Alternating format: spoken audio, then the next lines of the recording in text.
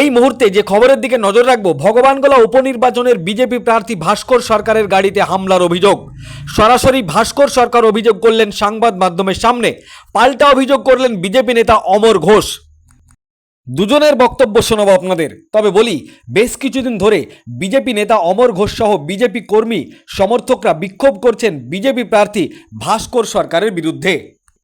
কিন্তু আজকে বিজেপি প্রার্থী ভাস্কর সরকার তিনি সাংবাদিকদের সামনে বলেন, আজকে আমাদের মণ্ডল সভাপতি দীনেশ মণ্ডলের ডাকে প্রচারে গিয়েছিলাম।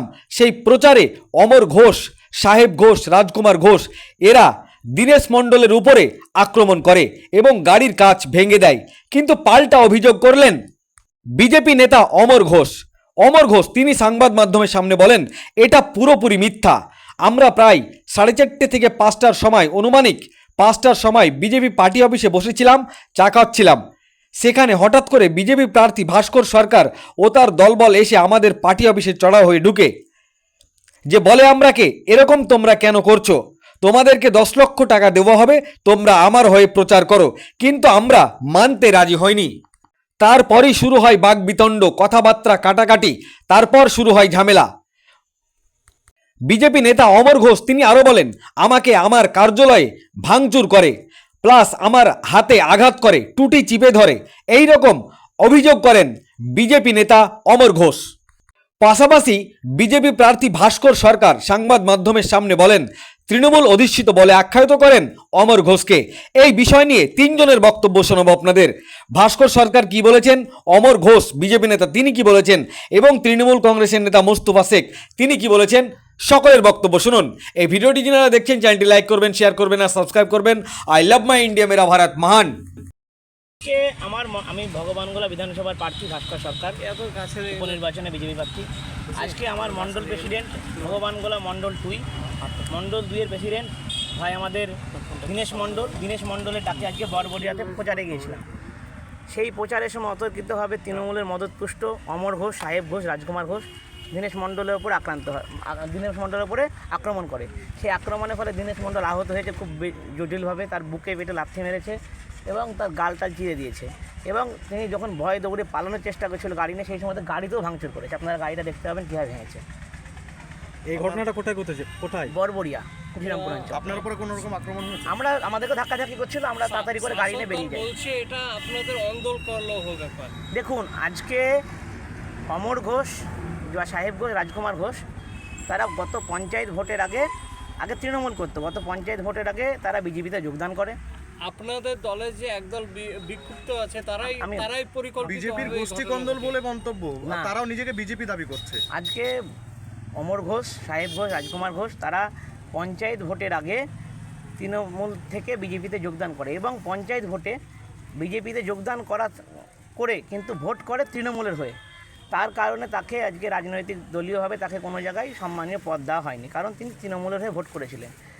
আজকে তৃণমূলের মদতপুষ্ট হয়ে আজকে বিজেপির উপর আক্রমণ করেছে। কি দিয়ে মেরেছে আপনাদের গাড়িতে? গাড়িতে ইট মারিছিল, শাবল টাবল নিয়ে এসেছিল, লাঠি দিয়ে মারধর। আপনি বেশ কিছুদিন আগে বলেছিলেন বিজেপি থেকে ইস্তফা নিচ্ছে, এই নিয়ে আন্দোলন চলছিল, কি বলবেন?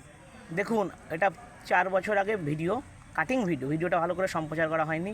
সেখানে বলা হয়েছিল আমি যুব মোর্চার সভাপতিত্ব থেকে ইস্তফা দিয়েছি মণ্ডল প্রেসিডেন্ট হওয়ার জন্য, এবং সেখানে মণ্ডল প্রেসিডেন্ট হয়েছি। আমি বর্তমান মণ্ডল 5-এর প্রেসিডেন্ট, আপনারা জানেন। আচ্ছা, বিজেপির যেটা হচ্ছে তাদের পছন্দ মতো প্রার্থী নয় বলেই কি গোষ্ঠীকন্দল, এটা তারা বলছে? না, আজকে বিজেপির যা দায়িত্বপ্রাপ্ত আছে আমাদের ভাই দীনেশ মণ্ডল, তিনি তো মণ্ডল প্রেসিডেন্ট। আজকে ধরুন অনেকেই রাস্তায় ফ্ল্যাগ টাঙানো থাকে, কোনো লোক যদি সেই ফ্ল্যাগ টেনে বলে আমি বিজেপি করছি, তাহলে তো বিজেপি করা নয়। আর যদি বিজেপিরই হতো গোষ্ঠীকন্দল, বিজেপি যারা করে তারা কখনোই প্রকাশ্য দিবালোকে গোষ্ঠীকন্দল করে না। তারা রাজ্যের নেতৃত্বের সঙ্গে কথা বলতো, জেলা নেতৃত্বের সঙ্গে কথা বলতো, তা না করে মণ্ডল প্রেসিডেন্টের ওপরে এরকম হামলা, অ্যাটেম্প টু মার্ডার কেসের মতন দেখুন কীভাবে মারধর করেছে, তাকে গাড়ি ভাঙচুর করেছে। সেখানে তারা কী করে বিজেপি করে? তারা তৃণমূলের মদতপুষ্ট হারমাত বাহিনী। আপনি কি থানায় এফআইআর করেছেন? না, দীনেশ মণ্ডল আমার মণ্ডল প্রেসিডেন্ট যাকে মারধর বেশি করেছে তিনি এফআইআর করছেন। আপনার গাড়ি ভাঙচুর হয়েছে তো? দীনেশ মণ্ডলের গাড়ি ভাঙচুর হয়েছে, আমার গাড়িটা একটু আগে ছিল, ভাঙচুরটা হয়নি। দীনেশ মণ্ডল প্রেসিডেন্টের গাড়ি ভাঙচুর। ওখানে কি করতে গেছিলেন? প্রচার? দীনেশ মণ্ডলের ডাকে সেই বরবরি অঞ্চলে প্রচার করছিলাম। প্রচার চলাকালীন হামলা? প্রচার চলাকালীন হামলা। আপনার নাম? আমার নাম ভাস্কর সরকার, ভারতীয় জনতা পার্টি বিজেপি প্রার্থী। বিজেপির প্রার্থীর ওপর হামলা করেছেন, গাড়ি ভেঙে দিয়েছেন, কি বলবেন এই বিষয়ে? কি ঘটনাটা ঘটেছিল ওখানে? এটা পুরোপুরি মিথ্যা। আমরা 4:30 5টার সময় আমার কার্যালয় বিজেপি পার্টি অফিসে বসে আমার ছেলে পেলে আমি বসেছিলাম, চা খাচ্ছিলাম।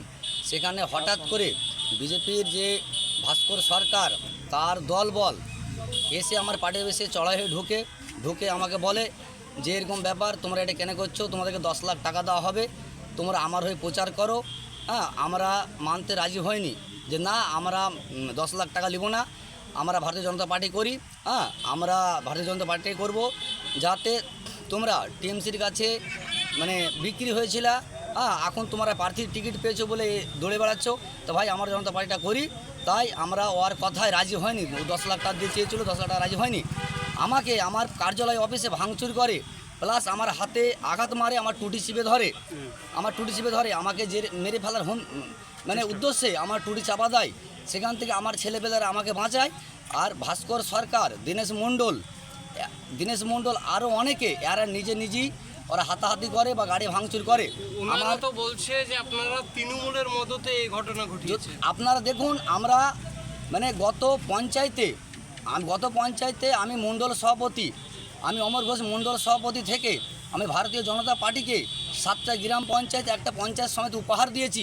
এটা টোটাল মানে জেলা বা রাজ্য বা কেন্দ্র জানে যে আমি বিজেপি পার্টিটা করি, বা আমার কাছে অনেকগুলো পোস্ট আছে, রাজ্যের নেতা থেকে জেলার নেতা থেকে অনেক পোস্ট আছে, আপনারা দেখতে পাবেন টিভি চ্যানেলের মাধ্যমে। আর এর আগে একটা মিডিয়া হয়েছিল, সে চ্যানেলও দেখতে পাবেন। সমস্ত জায়গায় একমাত্র আমরাই যারা আছি ভারতীয় জনতা পার্টি বিজেপি দলটা করি, তার জন্য আমাদের এই মুখ, আমাদের লোকসভার প্রার্থী ও আমাদের উপনির্বাচনের প্রার্থী ভাস্কর সরকারকে আমরা চাই না।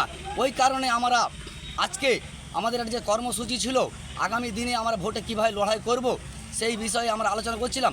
হঠাৎ করে ভাস্কর সরকার তার লোকজন এসে বলে 10 লাখ টাকা দেবো, তোমরা এসব বন্ধ করো, না হলে তোমাদেরকে মানে রীতিরকমভাবে আমাকে বা আমার লোককে চড়া হয়ে মারধর করে, পার্টি অফিস ভাঙচুর করে, আমার হাতে মেরেছে, মাথায় মেরেছে, বাসের বাড়ি। ওরাই এসে ফাটাম করে এসে আগে অভিযোগ থানায় করেছে, আমরা শুনতে পেলাম, তারপরে আমরা এলাম। এই বলে আমি মিথ্যা অভিযোগ করছে? তাহলে অবশ্যই মিথ্যা অভিযোগ করছে। দেখুন, কাজ ভাঙলো কে?